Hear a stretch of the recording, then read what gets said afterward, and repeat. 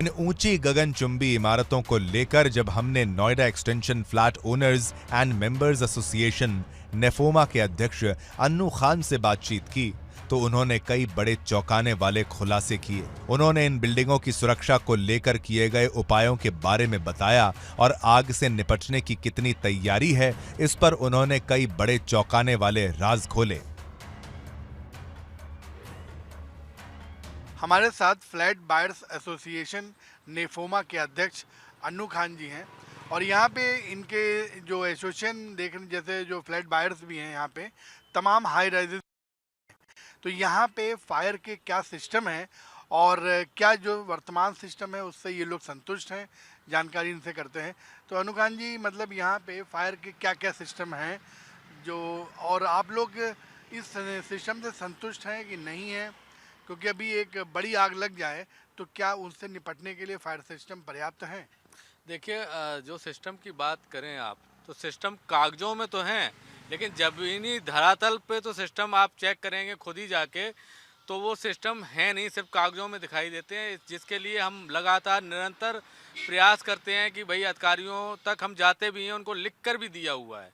और यहाँ तक कि कई सोसाइटियाँ ऐसी हैं, आप देखें कि यहाँ 34 मंजिल से लेके 50 मंजिल तक, 70 मंजिल तक सोसाइटियाँ बन रही हैं।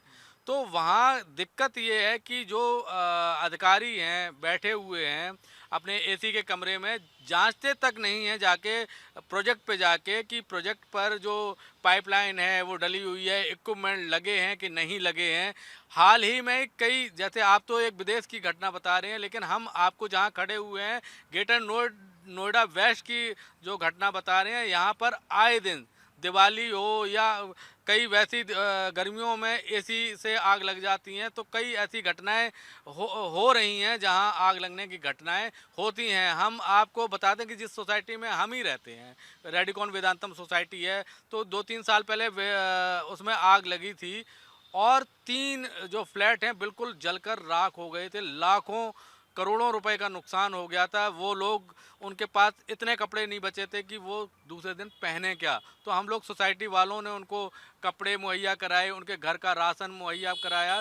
तो यहाँ तक ये तक स्थिति आ जाती है कि लोगों के पास सब जल के राख हो जाता है, उसमें बचता नहीं है। लेकिन आप आ जाएं उसी पर कि अधिकारी क्या करते हैं। अधिकारी एनओसियाँ जो आती हैं वो सिर्फ कागजों में देते हैं। अधिकारी जैसे आते आपने हैं, बताया कि जांचते नहीं हैं। जैसे आपने बताया कि आपकी सोसाइटी में आग लग गई थी और 3 फ्लैट जल करके खाक हो गए, तो क्या तुरंत फायर की गाड़ियां आ गई थी या नहीं आ पाई थी?